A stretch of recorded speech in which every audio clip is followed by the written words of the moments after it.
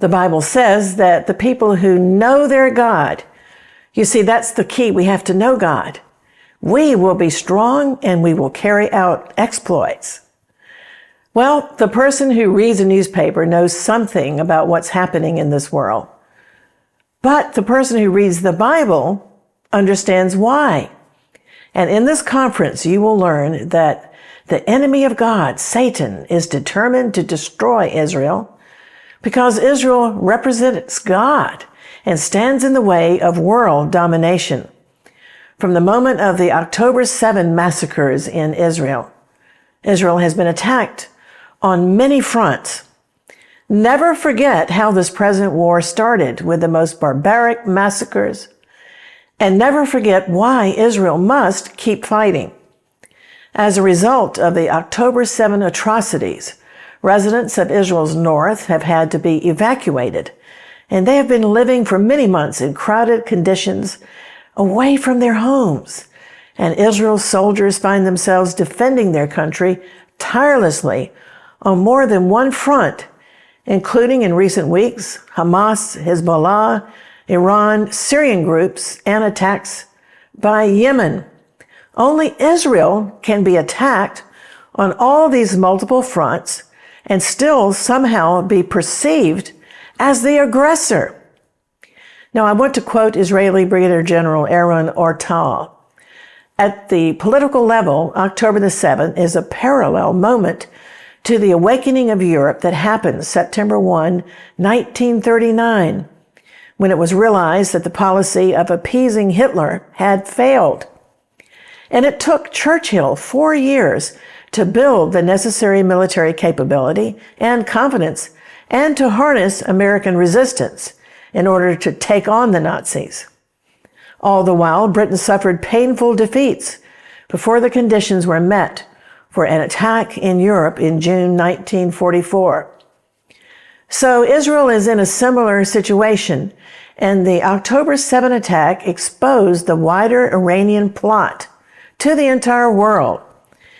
Further, Iran's overnight attack on the Jewish state in April, sending about 300 missiles, made Iran's intentions even clearer.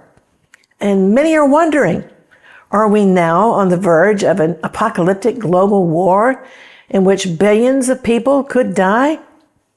Well, very few people anticipated that World War I would happen, but it happened. And very few persons anticipated another World War II would erupt, but World War II erupted anyway.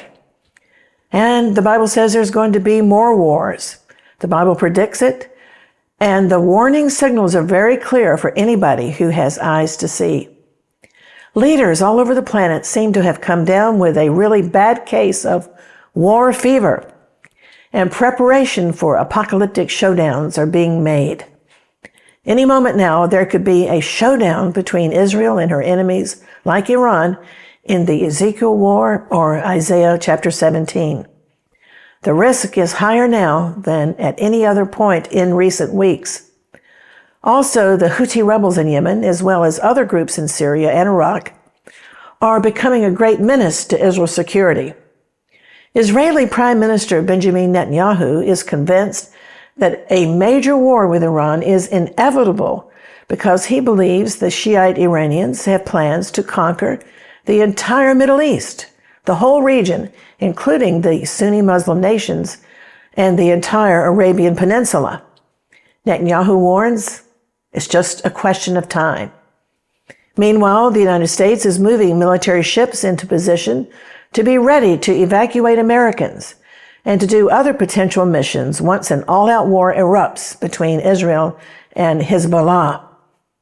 Meanwhile, Russian President Vladimir Putin is reportedly interested in developing a coalition of nations that would rival the West and NATO. So be sure to read Psalm 83. There's a hegemonic spirit contesting against the Holy Land, and it's a usurping spirit that says, "Come, let us wipe out the name of Israel and take the pasture lands of God, that the name of Israel would be remembered no more." But the God of Israel is listening, and he will defend Israel in these last days. And you know what? The Judeo-Christian God and the Muslim God are not the same. They're two very different gods, and they have very different characteristics. But when a seeker cries out for the Almighty to reveal himself, the true God is gracious, and he answers from heaven.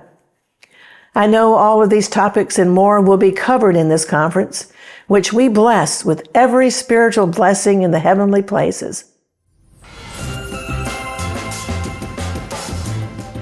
Fă o investiție înțeleaptă. Investește în Împărăția lui Dumnezeu. Pune o sămânță a credinței în lucrarea Alfa Omega.